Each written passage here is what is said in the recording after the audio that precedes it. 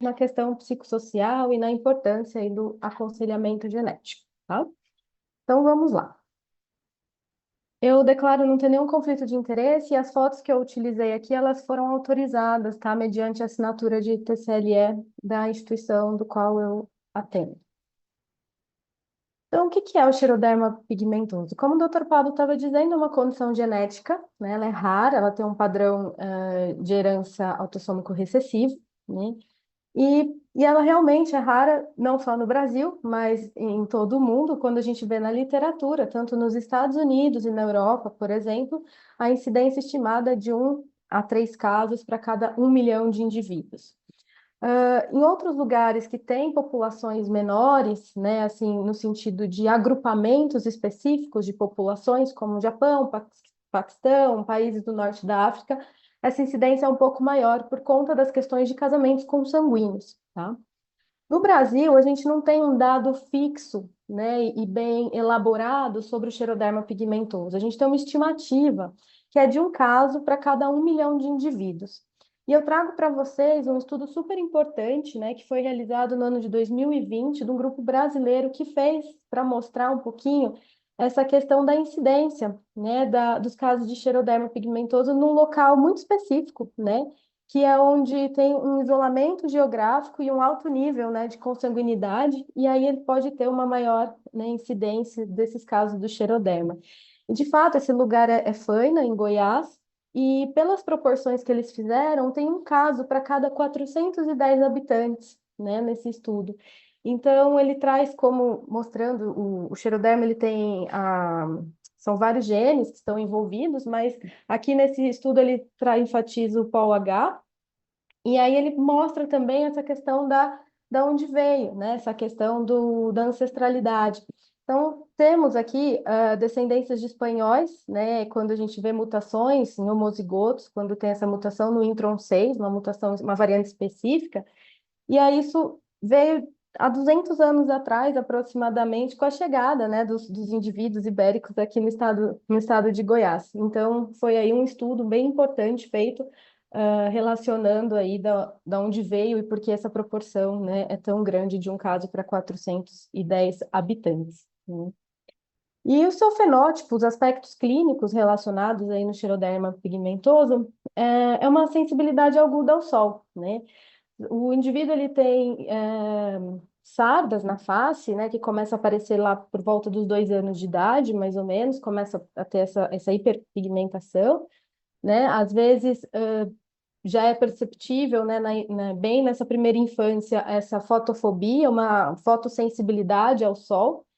E aí acaba tendo essas questões acabam relacionadas com aumento do risco para algumas neoplasias cutâneas, porque como tem essa sensibilidade aguda, e ao sol acaba ocasionando, né, essa sensibilidade, aumentando o risco, então, para neoplasias, sendo principais carcinoma basocelular, espinocelular e até mesmo o melanoma. E quando a gente está falando dos cânceres de pele dentro do xeroderma pigmentoso, já pode apresentar melanoma nas primeiras décadas de vida, e isso é muito importante evidenciar é, na prática aí do aconselhamento genético, a gente vai discutir.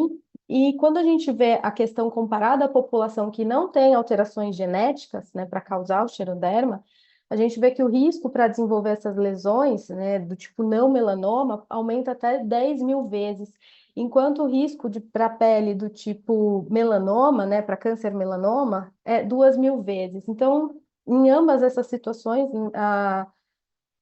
o risco é extremamente maior do que da população em geral quando exposto aí à luz solar. Por isso que é muito importante evidenciar os fatores de prevenção, né? Outras manifestações clínicas que podem surgir são nas regiões dos olhos, né, principalmente a que a gente disse da fotofobia, tem questão dos olhos ficarem secos, tem a perda dos cílios, né, lesões às vezes na região dos olhos, até mesmo neoplasias podem surgir. Tem outros tipos de tumores que podem aparecer na cavidade oral, tem estudos que mostram relação com câncer de mama, útero, estômago, rim. E também as mulheres, elas podem ter uma menopausa precoce e também apresentar alguns problemas reprodutivos aí ao longo da vida que a literatura traz, né? que eu queria enfatizar aqui são os problemas neurológicos, né? Muitas vezes pode ter uma neurodegeneração progressiva de acordo com a variante tem a mutação, e a gente vai conversar sobre isso. Tem uma perda auditiva, neurosensorial, e isso é devido às lesões nas células ciliadas, quando a gente vê aqui um exemplo, né, desse desenho, aqui a gente vê as células ciliadas saudáveis, né, e aqui a gente vê danificado. Então, isso também é um fenótipo presente, às vezes, dependendo do tipo de variante que apresenta, né, e aí também a gente pode ver quadros de convulsão e também, no longo do desenvolvimento, comprometimento cognitivo. E essas manifestações relacionadas a problemas neurológicos está presente em 25% dos indivíduos, né, que estão afetados aí com a síndrome do xeroderma pigmentoso.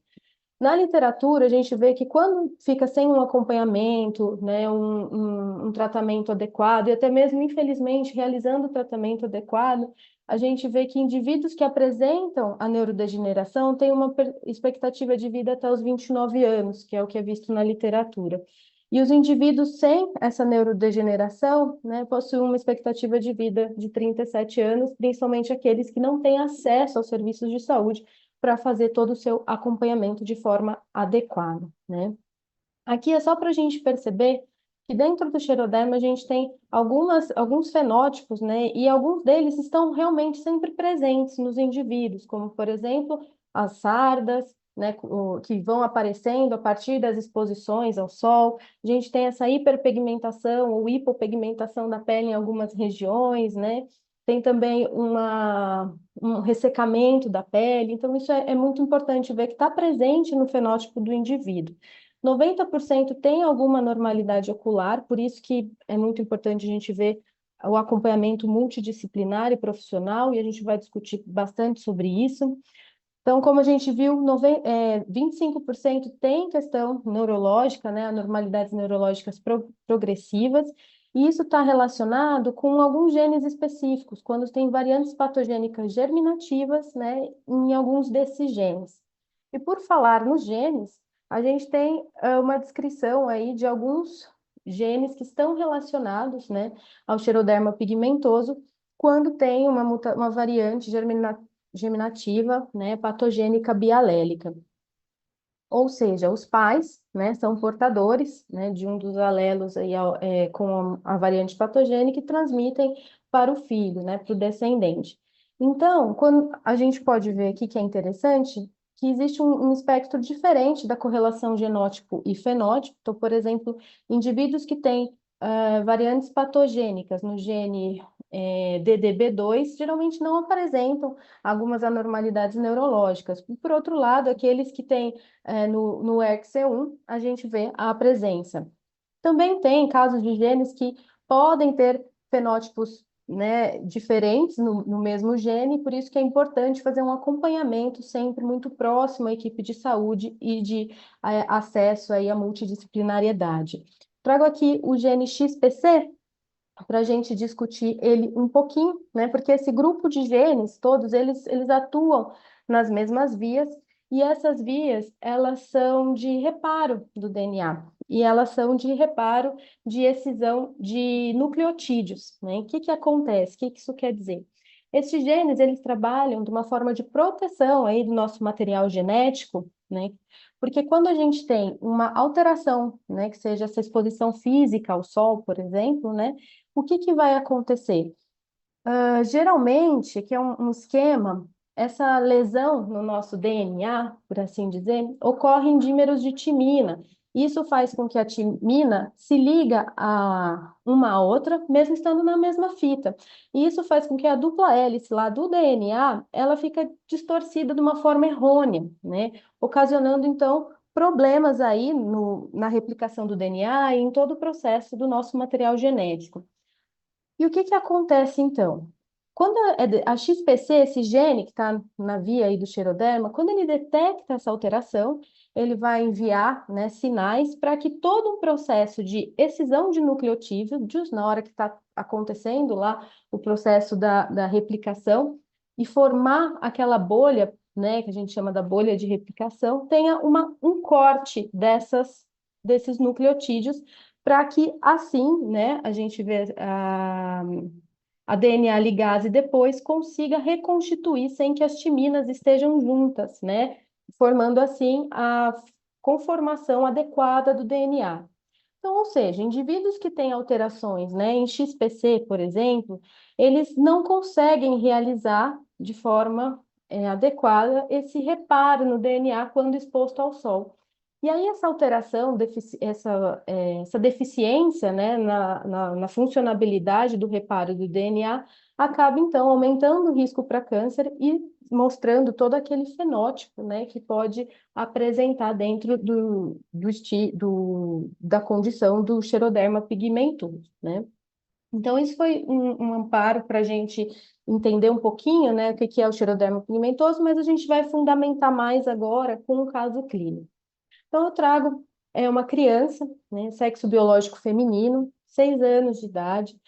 Foi quando a mãe, né, chegou para passar em consulta comigo, a criança até já tinha realizado o teste genético, mas fui investigando o histórico e a gente viu, né, que foi uma gestação normal, sem intercorrências, né, foi feito pré-natal, o parto foi normal, também não teve nenhuma complicação, e os marcos de desenvolvimento dessa criança foi adequado para a idade, né? O que a mãe refere é que desde pequenininha, e ela não sabe precisar quando exatamente, a criança apresentava fotofobia, né? Ela não gostava muito de ficar no sol e até mesmo às vezes lugares muito claros, a televisão incomodava um pouquinho. E tinha algumas pintinhas no corpo, mas a mãe nunca pensou que pudesse ser alguma síndrome, né? E aí as primeiras lesões começaram a aparecer aos 3 anos. E aí sim que veio o diagnóstico e veio por conta de uma biópsia, né, de um carcinoma espinocelular e carcinomas basocelular aí ao longo, né, do corpo.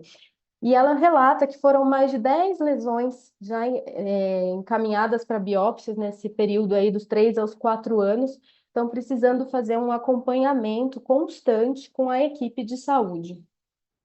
Aos 4 anos, né, ela teve um diagnóstico de melanoma na região parietal e fez o tratamento com nivolumab, né, pelo SUS, e que foi o ano também que teve a autorização do nivolumab, né, pelo Ministério, e ela ficou bem por todo esse tratamento, né, realizado e fez a cirurgia, a quimioterapia, e ficou bem fazendo todos os acompanhamentos, mas agora, aos 6 anos, nesse começo, né, de ano, nos últimos 2 meses, a criança ela teve uma lesão, né, em região mais próxima aqui da orbital, né, do orbital direito, próximo ao olho, e ela fez uma cirurgia que precisou de um enxerto, né, porque ela retirou da virilha para poder reconstruir a parte da região orbital, porque foi uma lesão grande que apareceu, né? E agora está em acompanhamento, estão esperando o resultado aí dessa biópsia, né? Mas ela é uma criança extremamente ativa, comunicativa, gosta de brincar, gosta de interagir com outras crianças, né?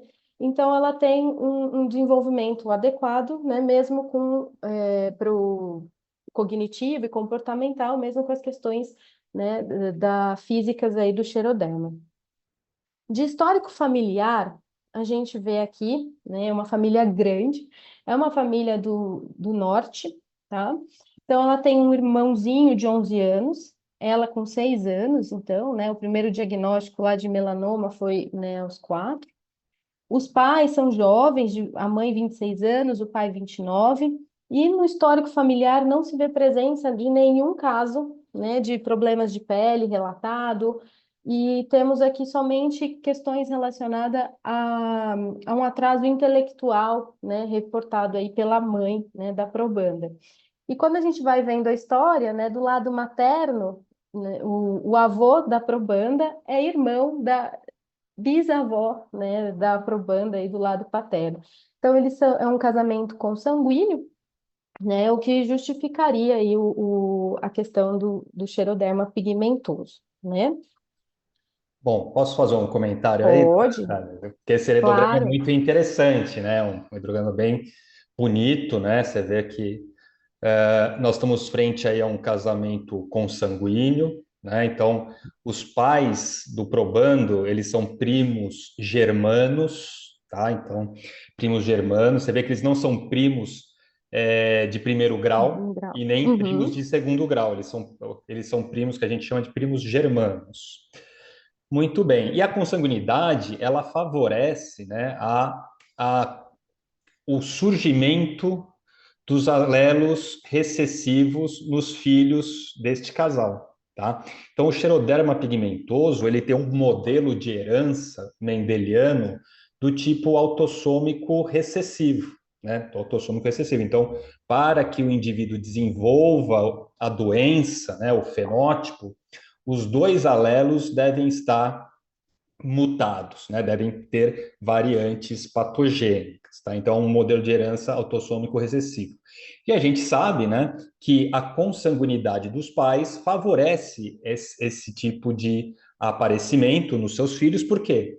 Porque os pais compartilham um ascendente em comum, tá? Então, isso é muito comum em casamentos consanguíneos, em casamentos endogâmicos, ou em indivíduos que moram em pequenos vilarejos, né? Ou em pequenas cidades. Então, normalmente, essa população, elas são aparentadas e isso favorece, então, o surgimento dessas doenças recessivas. Não é à toa que lá naquela cidade de Goiás você tem, né, uma alta prevalência, né, dessa doença, porque lá é uma cidade pequena, uma cidade, né, que provavelmente teve um efeito fundador, tá? E então a prevalência dessas doenças elas se tornam mais comuns, ok? Obrigado. E Exatamente. esse verdinho, o que que é esses É dois? um atraso intelectual Uma frase intelectual. que foi reportado, né? Não sei exatamente qual é, mas ela diz que tem um atraso intelectual, né? Então a gente vê aqui do lado materno vários descendentes aqui, né? Do lado paterno não tiveram filhos, tá? Tá bom. Então, aqui, né, uma foto, como vocês podem ver, é característico do xeroderma pigmentoso. Então, a primeira lesão foi aqui na cabecinha, né, do melanoma, e agora tem essa lesão aqui que na foto não dá para ver a grandiosidade que ela estava, mas hoje já foi operada, já está super bem, né? Mas só para vocês verem que ela não tem nem 10 anos, né? Então, na primeira década de vida, né, mesmo assim, né, com os cuidados, precisa, então, enfatizar da importância que é a gente falar sobre o xeroderma, né, e ter cada vez mais pesquisas e desenvolvimento aí para descobrir novas formas de melhorar todo o acompanhamento, tratamento aí das crianças e dos pacientes. É, ela já tinha feito, né? A mãe me trouxe um papel que ela tinha feito e veio esse nome porque foi num contexto de pesquisa, então veio o sequenciamento do gene XPC, né? E veio uma variante patogênica, como de se esperar, né? O gene XPC aqui, só para a gente lembrar, está no cromossomo 3, né? No braço curto, mas a variante que veio, né? Que é uma variante que teve uma troca de base aí no sítio de splicing, né?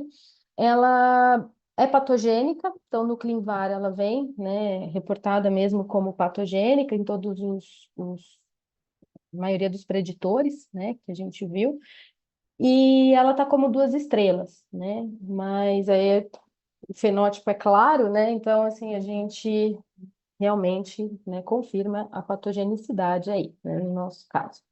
E falando um pouco dessa variante, só para a gente fazer um adendo, eu fui pesquisar um pouco mais a fundo sobre ela e foi visto num grupo, né?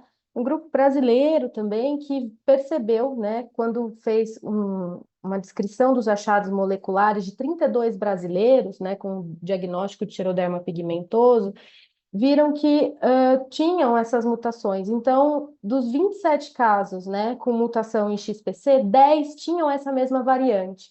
Então, uma variante que está presente na população brasileira, né, e os estudos mostram que ela pode, né, de acordo com as revisões feitas por esse grupo, que é uma mutação fundadora do leste e sul da África, né, como o Dr. Paulo já estava dizendo da questão das mutações fundadoras em grupos menores. Então é importante porque eles trazem dados que chamam a atenção, porque quando a gente vê aqui a idade, né, na primeira manifestação, de fato, os primeiros sintomas eles aparecem até, né, a primeira década de vida. Então a gente vê até antes do ano já começam a aparecer alguns sintomas, né? E a idade, na primeira biópsia, a necessidade de primeira biópsia, a gente tem, né, pacientes até os 22 anos, mas, por outro lado, a gente tem pacientes que, com menos de um ano, já chegou a fazer alguma biópsia para prestar atenção na questão, né, da pele, né, para identificar alguma, questão de malignidade. Além disso, né, que vai corroborando aí com os dados clínicos do caso apresentado, a gente tem que prestar atenção em algo que esse artigo ele evidencia, que em alguns casos apareceu outros tipos de tumores, como angiosarcoma e leiomiosarcoma, nesse tipo de variante. Por isso que é muito importante a gente ter pesquisas, bancos de dados bem estruturados, para que a gente saiba, né, como fazer o manejo cada vez mais personalizado, de acordo aí com as variantes que vão sendo apresentadas nesses testes genéticos, né? E de um ponto de vista de curiosidade, o doutor Pablo também gosta dessa parte mais específica aí da genética, mas esse artigo ele cita um outro artigo que fala de ensaio funcional feito com essa variante, né? E aí essa mutação, né, essa variante patogênica, lá nos ensaios funcionais, eles mostram que pode resultar em três isoformas do RNA, né, que ele cita podendo ser devido a um salto no exon 13, ou a retenção do intron 12, aí fazendo aquele splicing alternativo, né, vai alterando todos os transcritos do gene responsável aí do processamento do RNA, ou também a questão da deleção, né, do exon 13 de 44 pares de base.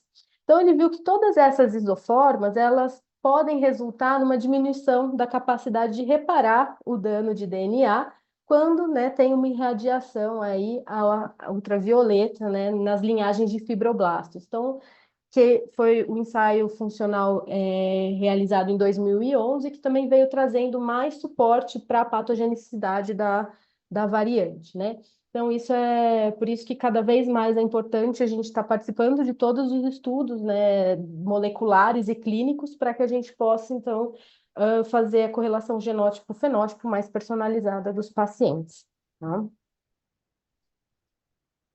Outro dado importante sobre essa variante que eu percebi, que como a família também é do norte, né, a família do caso clínico, a gente vê aqui que tem no Rio Grande do Norte, né, uma cidade que chama Montanhas. E aí tinham 7 indivíduos nessa cidade, né, 7 participantes, que tinham xeroderma pigmentoso e um deles tinha a mesma variante também, né? E aí eu trago aqui só para a gente correlacionar o dado que tinha a fotofobia, né, antes de um ano que já foi apresentada, né? Então a gente vê aqui que é muito parecido, né, com as manifestações clínicas com a clínica que a gente tem também, né, no caso clínico. Então, primeiro tumor aí dos 4 anos, o nosso lá foi aos 3. Então, assim, para a gente ficar claro aí que essa variante em específico demonstra, então, ter um aparecimento aí de tumores em idade bem jovem, né, na primeira década de vida.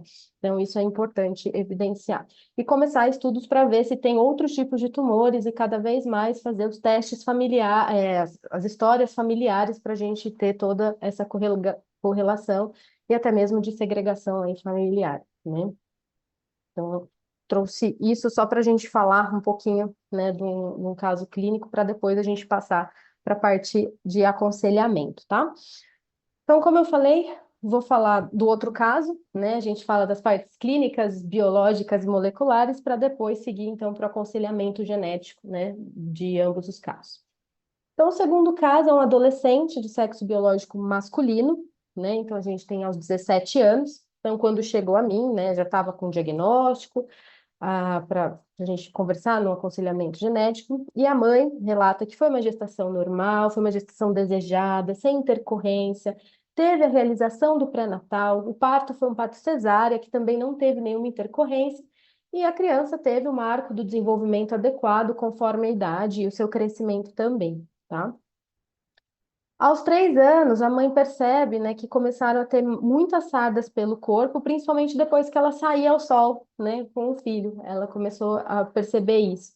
E via que ele não gostava muito de brincar fora, não gostava muito de estar em quartos muito iluminados, ele até a televisão incomodava ele, chorava muito. E aí ela foi atrás e viu o diagnóstico. Percebam nos dois casos clínicos que o diagnóstico apareceu aos 3 anos de idade, né? Então, assim, teve uma demora aí, que foi quando a gente percebe um diagnóstico, né, de próximo aí de melanoma, assim como no outro caso, que precisou biopsiar, fazer todo aquele acompanhamento. Então, quando a gente encontra famílias, né, com casamentos consanguíneos, ou quanto que a gente tem de importância em realizar um aconselhamento genético para que a gente antevenha possíveis questões, né, de síndromes recessivas, né? Então, que isso um dia se torne acessível para toda a população, né? Porque isso pode auxiliar um diagnóstico precoce e evitar casos que às vezes a mãe levava ao sol, tomar o banho de sol, até mesmo na fase, como é que é essa questão, o nenenzinho está ictérico, como é que vai tomar o sol? Então, tem várias questões, né, que acontecem para a gente começar a discutir, né, sobre situações como o xiroderma pigmentoso. Enfim, aos 4 anos teve também um diagnóstico de melanoma na face, né? E agora em 2014, em 2024 foram 14 lesões entre a face e o braço. Ele precisou fazer uma cirurgia grande. Foram 13 carcinomas basocelulares e um melanoma.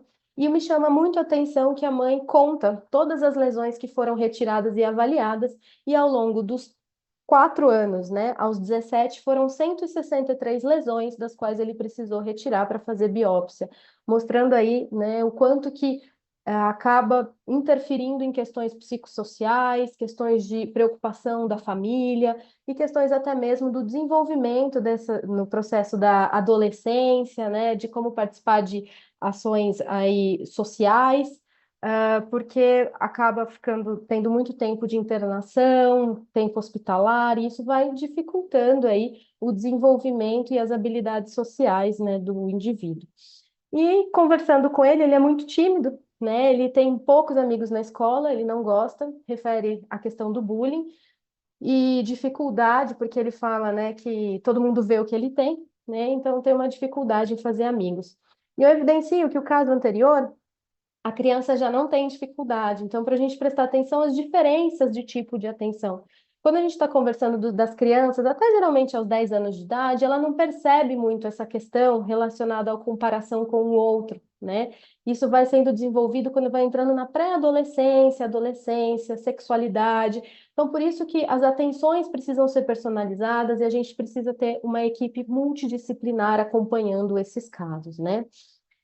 Mas quanto o histórico familiar aqui, diferente do outro caso, a gente já tem sim, né, um tio aqui com um diagnóstico de xeroderma, que não foi fechado no médico, mas a mãe conta que ele tem o mesmo fenótipo do seu filho, né? E aqui, né, mostrando também a consanguinidade. Então, as avós aqui são irmãs e os avós aqui são irmãos, né? Então, os irmãos casando com irmãos, né? Isso a gente acaba vendo em algumas cidades menores, isso acaba acontecendo. E aí que aumenta o risco e tem a questão da consanguinidade. É uma família grande, né? E aqui, ele tem duas irmãs, né, que são mais novas. Então, é, a mãe foi entender esse processo, né, de que é recessivo, chance de passar depois da última, né, da última gestação, porque ele tem 17, a outra tem 14 e a outra tem 10 anos. Então, para ela foi entender, mas lembrando que tinha 25%, né, de cada gestação, né, ter o mesmo diagnóstico, né? Então, mostrando a importância aí do aconselhamento genético para essa família, né? De que cidade que eles são, Natália, esse caso? Esse caso aqui é Sudeste, se eu não me engano é Minas. Minas. É. Minas também tem, dependendo das cidades, né, no Uhum. interior de Minas, então também tem uma alta taxa de consanguinidade, né? E você vê que nesse caso aí você tem, nossa, os dois Os dois Mentira, avós, não é Minas esse não, é Pernambuco mesmo. É que Pernambuco, acontece a mesma situação que é, né?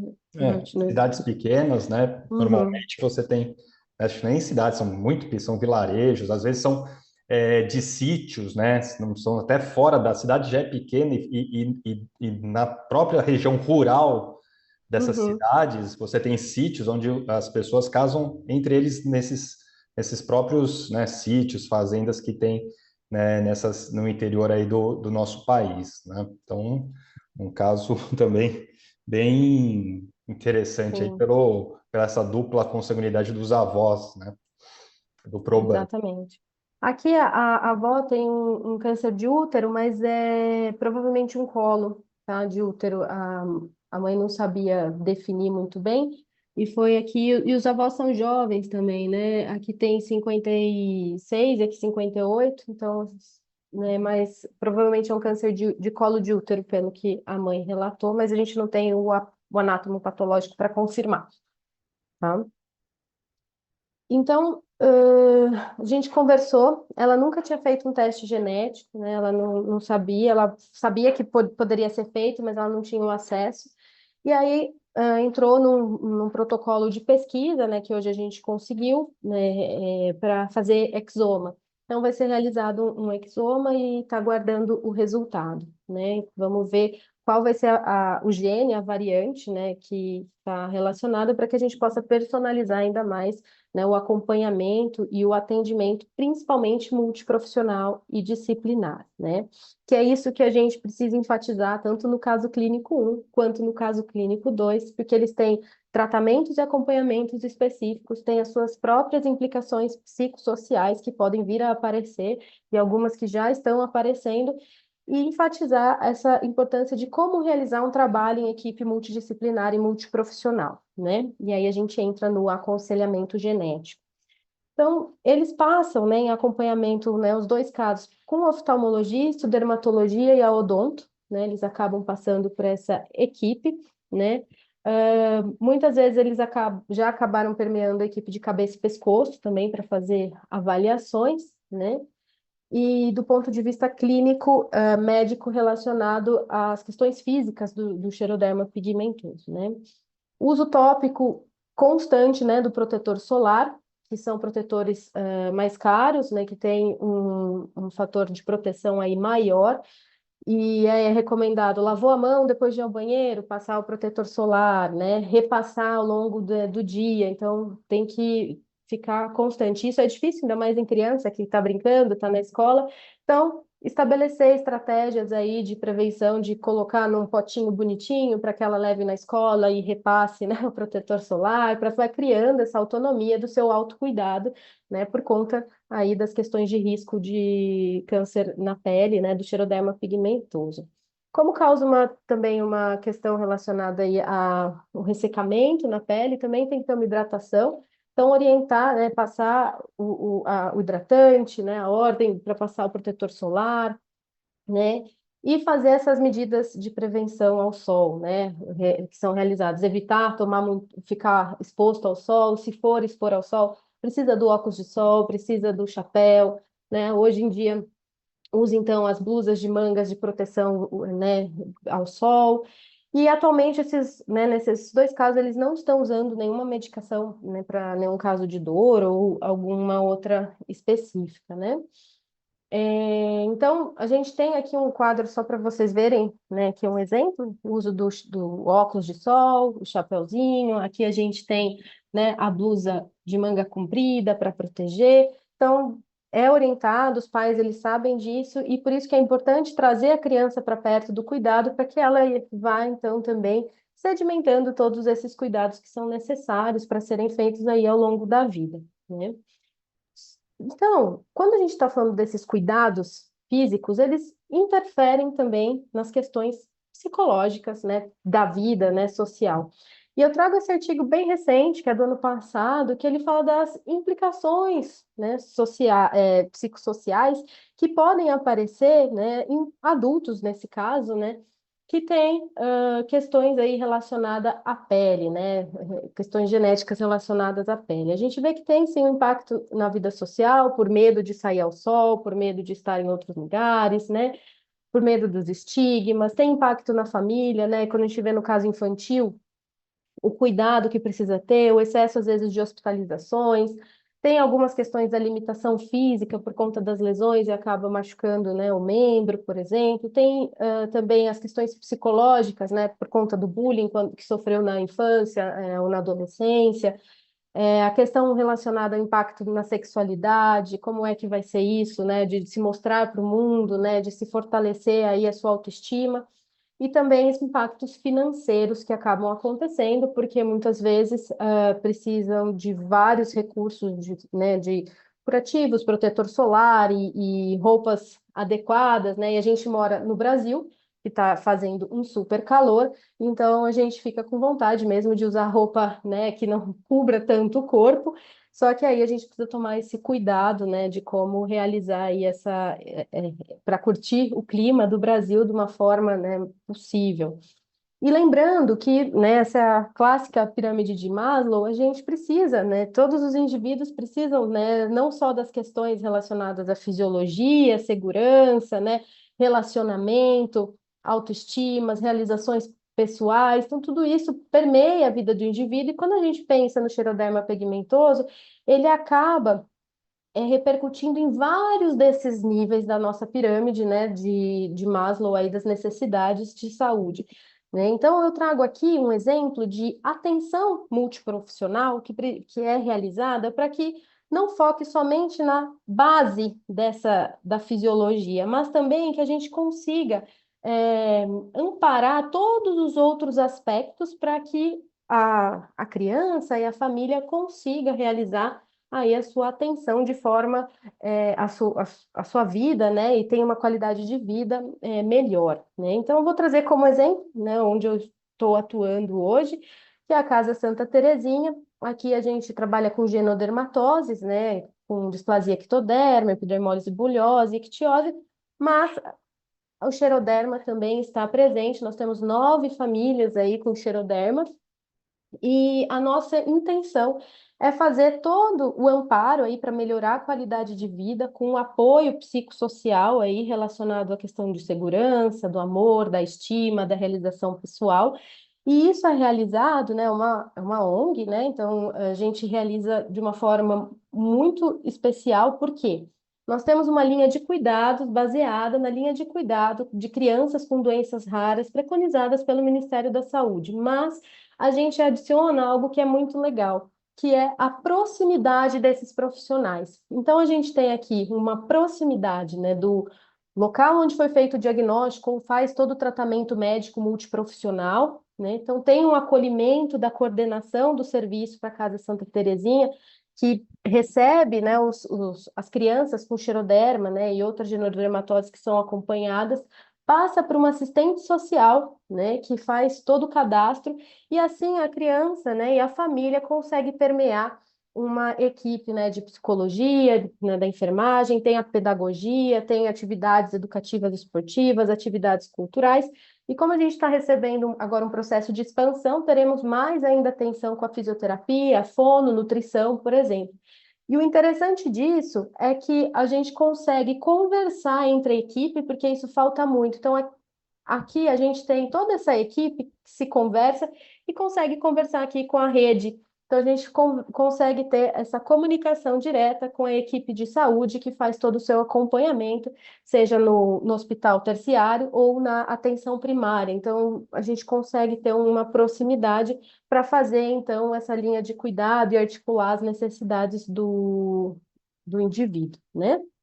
Eu vou focar aqui o atendimento, né, na enfermagem genética e genômica para focar no aconselhamento genético. Lembrando que o aconselhamento genético é um processo, né, que vai ajudar as pessoas a compreender e a se adaptar a todas as implicações médicas, psicológicas e familiares, né, que vêm das condições genéticas em sua vida. Então, às vezes a gente fica, né, muitos profissionais têm medo de conversar sobre questões genéticas, porque é criança, né, é difícil conversar com as crianças, como que vai incluir a criança na conversa. Mas quando a gente vê, os pais, eles querem saber sobre as questões genéticas, e aí a gente pode começar pelos pais para depois inserir as crianças, né? Então, a gente vai fazendo esse processo. Nesse artigo aqui, a maioria dos respondentes, quando está falando, né, são o timing de falar sobre aconselhamento genético e questões genéticas, né, na oncologia pediátrica, né, quando que a gente conversa? Muitos deles falam que gostariam de já saber disso no diagnóstico. E se a gente for pensar como um fluxo claro na nossa cabeça, seria o ideal, né? Ter um diagnóstico da síndrome, por exemplo, do xeroderma, do risco para câncer, né? E já conversar com aconselhamento genético, falar sobre isso, dessas possibilidades. E em segundo plano ficou aqui de 1 a 2 meses após o diagnóstico, né? Então, assim, os pacientes, os familiares, eles se beneficiam, né, de uma intervenção precoce por conta desse risco aumentado para o desenvolvimento de câncer. E quando a gente educa, a gente consegue falar, né, do conhecimento, a gente promove essa autonomia para a condução das escolhas de forma bem informada, porque a família tem um conhecimento adequado sobre isso. E isso pode acontecer principalmente no caso da pré-concepção, né, na gravidez.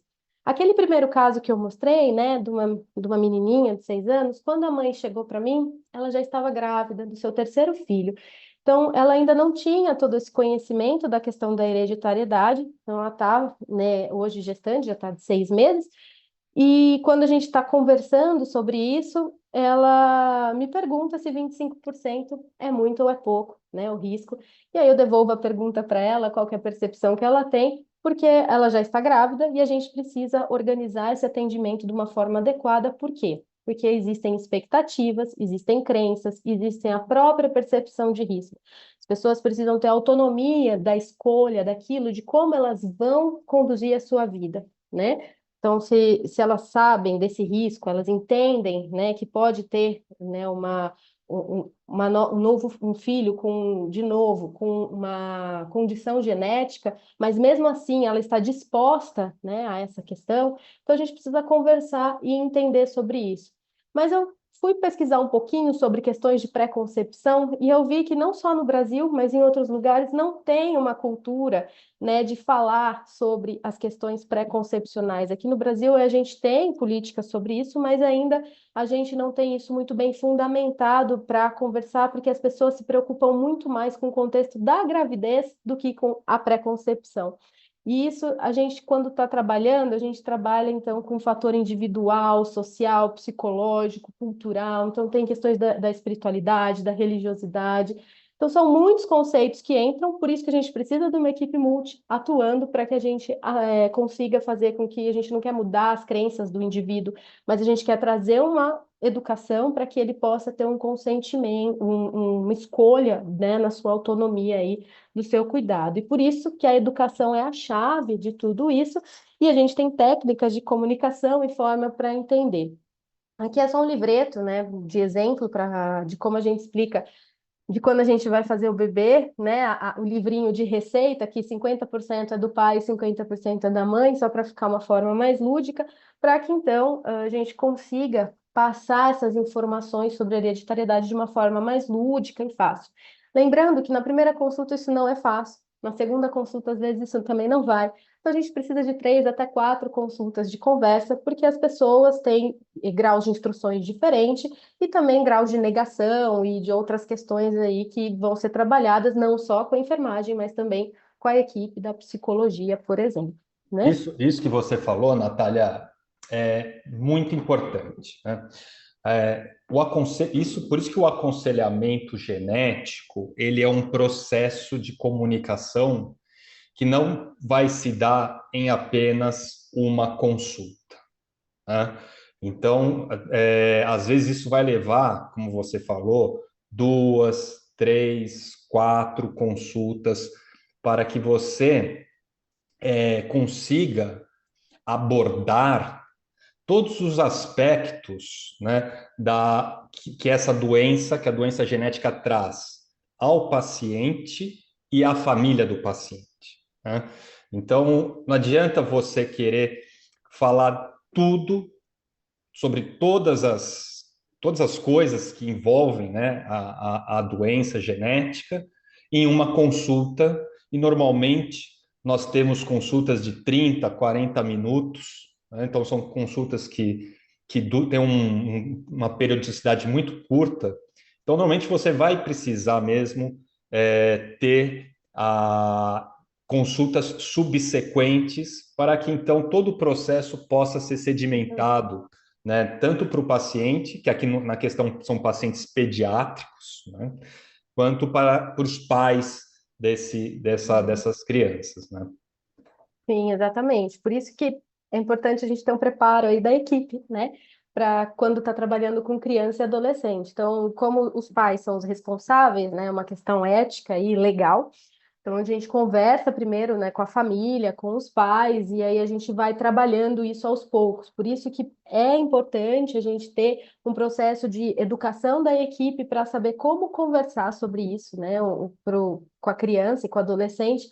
E nesse artigo ele até traz, né, que é importante a equipe ter um conhecimento sobre o desenvolvimento, né, qualquer etapa de desenvolvimento da criança, do adolescente, pensar sobre essas teorias de desenvolvimento para a gente saber até onde a gente pode conversar sobre genética.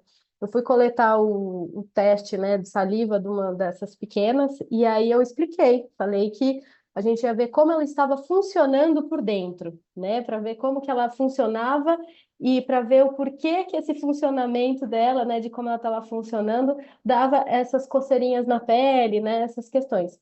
E ela me respondeu magicamente assim: nossa, mas esse exame é muito mágico. Ele vai falar como eu sou inteira. Eu falei, vai falar como você é inteira. Então, assim, eles entendem, né? E aí você tem que ir na linguagem deles, e é super especial, e a gente acaba aprendendo, né, com as crianças e até com os adolescentes.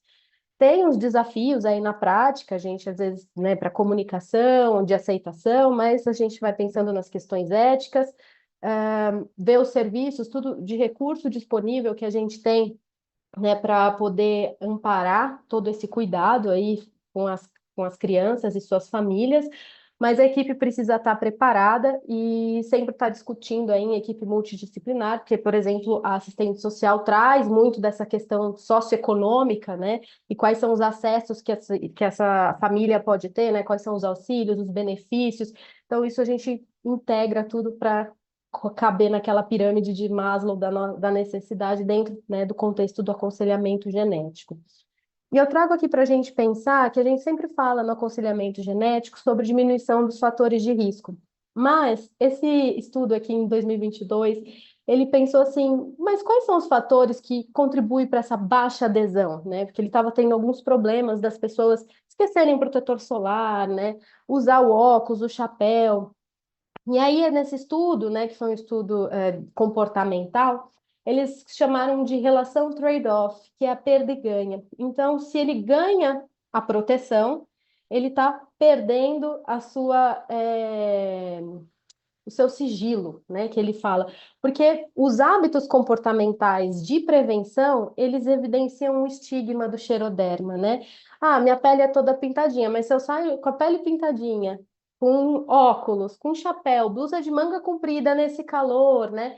Então tem essa questão do estigma. Por isso que é muito importante a gente ter o psicólogo, toda a equipe junto, né, trabalhando para a gente ter essa questão da intervenção, né, comportamental, fazer essa questão de reforço da socialização, né, de como que é feito isso, fazer trabalhos nas próprias escolas para que as crianças entendam o que que é uma condição genética, que não passa, né, para a gente tentar cessar o bullying, né, e reforçar a autoidentidade do indivíduo, que o psicólogo atua nessa forma muito bem, né, com a aceitação e a identidade, porque cada um tem a sua história, a sua receita genética e é da forma que é. E no aconselhamento genético, a gente precisa, né, que é uma das funções, fazer com que a adaptação do indivíduo nessa vida com a melhor qualidade de vida, apesar, né, da condição genética que é evidenciada. Então, por fim, a gente vê que, com toda essa questão de identificação precoce, tanto os artigos, né, esse é bem recente, agora desse ano, de 2024, quando ele fala de recomendação, né, do screening aí de câncer para crianças com doenças genéticas, ou até mesmo esse que fala de questão dermatológica, né, hereditária para criança, todos, né, os artigos e as revisões, eles reconhecem que é importante fazer o aconselhamento genético, é importante ter o rastreamento precoce, é importante ter a orientação familiar, pré-concepção, para que tudo fique bem organizado na família e não tenha aquele susto, né, do que pode vir a acontecer. Então, que a gente trabalhe melhor o risco, porque nada melhor do que um indivíduo com autonomia de fazer a sua própria escolha a partir de um conhecimento, né, adequado, sem as fake news e sem intenções aí sem concepções errôneas, né? Então, e outra coisa que é importante, né, a nossa comunicação com os pacientes, que eu esqueci de falar, que às vezes a gente fala, né, não, a chance é de ter 1 em 4, né? Aí tem mães que falam, não, mas eu já tive já tive um filho com a doença, se é 1 em 4, um já veio, né? Os outros não vão. Então, elas ficam com essa questão aí, às vezes, pensando, então, nada melhor do que a gente estar próximo deles, explicar muito bem para que eles consigam entender e se empoderar aí das suas próprias tomadas de decisão nos processos saúde e doença, né? Então, como conclusão, o que eu queria deixar é que o xeroderma, ele é raro, né? O xeroderma pigmentoso, uma doença rara, mas ela precisa de uma atenção, porque é extremamente grave, né? O alto risco, né? Para desenvolvimento de câncer e até mesmo outros tumores e outros problemas neurológicos e oftálmicos, por exemplo. Então, ele merece uma atenção para ter estratégias de identificação precoce, por isso que a gente precisa ter equipes treinadas, até mesmo na ponta, né, de identificar e avaliar essas crianças. Então, veja, ele não gosta muito do sol, ele não gosta muito, né, da percepção ali de ver a TV, ele chora muito. Então, são pequenos detalhes que talvez se a equipe esteja treinada e saiba, né, passou alguma vez em algum treinamento sobre xeroderma, vai conseguir aí identificar, acender uma luz e encaminhar para a equipe de referência, né? Então, encaminhando, a gente tem esse benefício grande, não só da criança e do adolescente, mas de toda a família. Vejam, as famílias são grandes, né? Então, a maioria ali deve ser portador, pelo menos, né, da variante, mas não sei orientar sobre relação, né, consanguínea, né, quais são os riscos que podem aparecer. E a necessidade que a gente tem hoje em pesquisas para relacionar fenótipo, e genótipo para melhorar a nossa prática clínica. Sem pesquisa, a gente não avança na prática clínica, a gente não faz, esse avanço. Então, trabalhar com genética hoje ensino, assistência, e pesquisa. A gente tem esse tripé muito grande aí para que possa caminhar de uma melhor forma na condução da atenção do xeroderma pigmentosa ou de outras condições genéticas, né?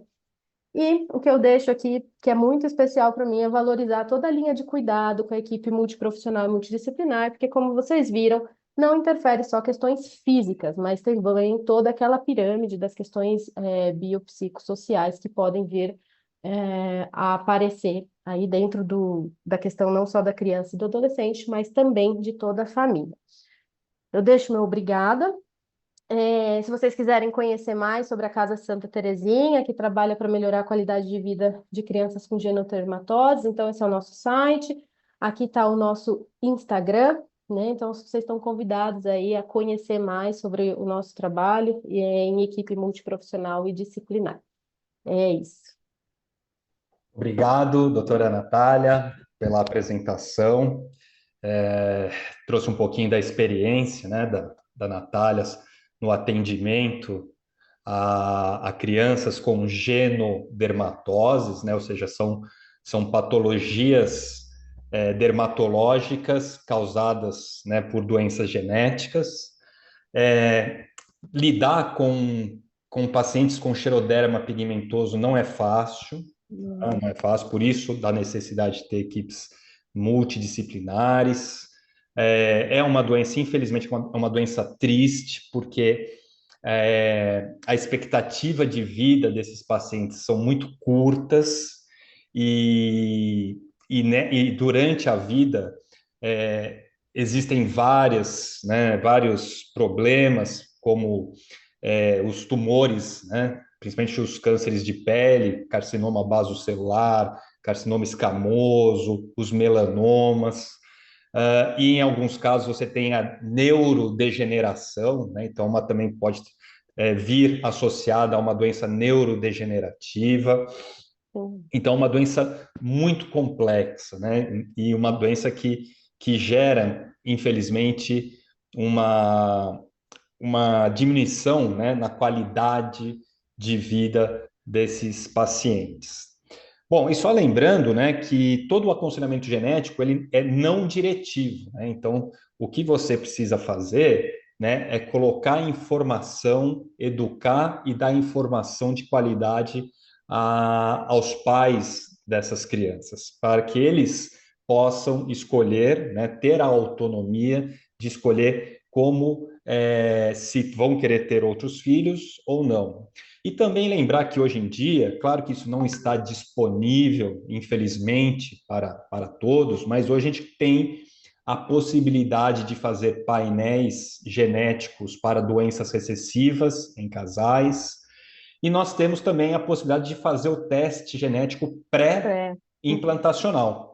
Tá? sim, Então, isso, né, há 10, 20 anos atrás não existia isso, né? Mas hoje a gente consegue oferecer para os casais que têm doenças genéticas ou que são portadores de alelos recessivos, né, essa possibilidade de já fazer o diagnóstico no embrião antes de implantar, né? E sim. com isso você livra esses pais e a família de todo esse sofrimento que é ter uma criança com xeroderma pigmentoso. Bom, o nosso tempo infelizmente terminou, né? A gente tinha muita coisa para conversar, a parte toda molecular, né? E por aí vai. Mas, enfim, muito obrigado, doutora Natália, então, por apresentação. Gostaria de agradecer também a nossa equipe de tradução, a nossa equipe administrativa e ao Grupo Fleury pelo apoio que nos dá para realizar essas reuniões do GET. Gostaria também de deixar o convite aqui, que na nossa próxima discussão de casos clínicos, nós teremos a oportunidade de discutir com os profissionais do CGA, tá? Que são um grupo americano que estuda cânceres gastrointestinais. Tá? Então, na próxima discussão de caso clínico, vai ser muito interessante, porque vários serviços da América Latina vão ter a oportunidade de discutir casos clínicos com os profissionais, né, com os nossos colaboradores do CGA lá nos Estados Unidos. Então fica aí o convite, tá? E então eu dou como encerrada. A doutora Natália quer falar mais sobre. Só duas coisas. A primeira é que a gente vai ter também a próxima reunião do GET do Outubro Rosa, que vai ser com a doutora Renata Sandoval, para falar sobre câncer de mama hereditário. Então, fiquem espertos. E a segunda, eu queria agradecer a todo mundo que está aqui, né, que participou e cedeu um pouquinho do seu tempo. Eu vi pessoas muito especiais aqui, né, que eu fiz o convite e estão aqui, principalmente o pessoal aí da Casa Santa Terezinha, queridos que entraram aqui, e a professora Magda. Obrigada. Então vamos lá, reforçando os convites, tá? Então, daqui a 15 dias nós vamos ter a aula sobre o Outubro Rosa. Como é? Não, na próxima Ah, semana já, na próxima já na semana já próxima, dia teremos 4. isso. Isso. Então, pessoal, fiquem atentos. Dia 4 de outubro, vamos ter a doutora Renata Sandoval falando sobre câncer de mama, porque, afinal, vamos entrar no Outubro Rosa, né? Que é o mês da conscientização para a prevenção do câncer de mama. E depois, no final do mês, então, de outubro, a gente vai ter essa discussão de casos clínicos com o pessoal do CGA, ok? Muito obrigado a todos e até a Eu que próxima. agradeço. Tchau, até.